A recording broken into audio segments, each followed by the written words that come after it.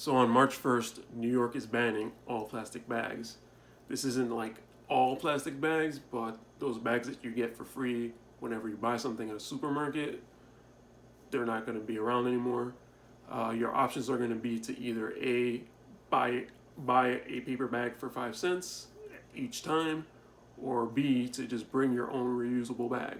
So I kind of saw this as an opportunity to kind of give some tips when it comes to using reusable bags and how not to forget them and things like that.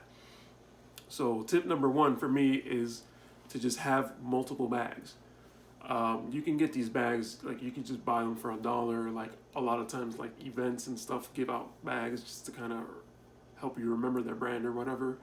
Um, I would try to just get like 4 or 5 more if you can, just to kind of have them in different places, have them on you, just whatever. You just need multiple.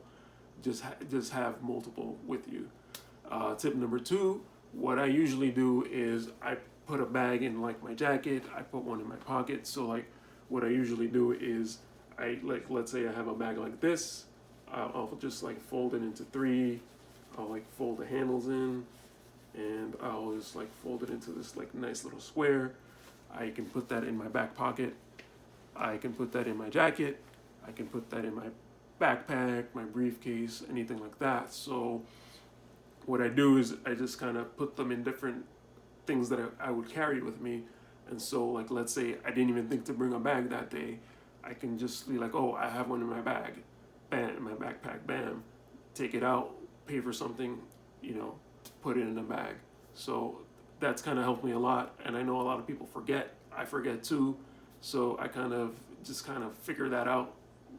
That kind of just works for me. So I just kind of have been doing that for a while now.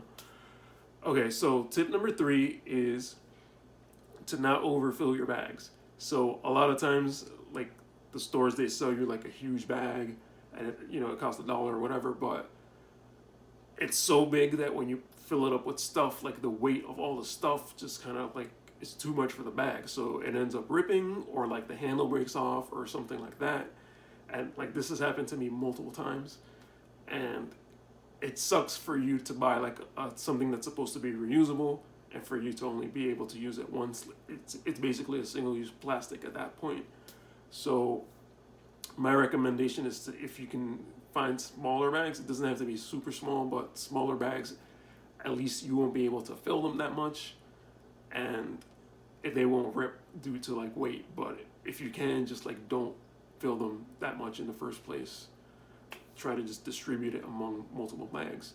So my next tip, this is why I'm saying like multiple bags. My next tip is to have different bags for different purposes. So you usually wouldn't want to mix like meat and like produce in the same bag, or like clothes with like something that's going to spill, or like soap or detergent.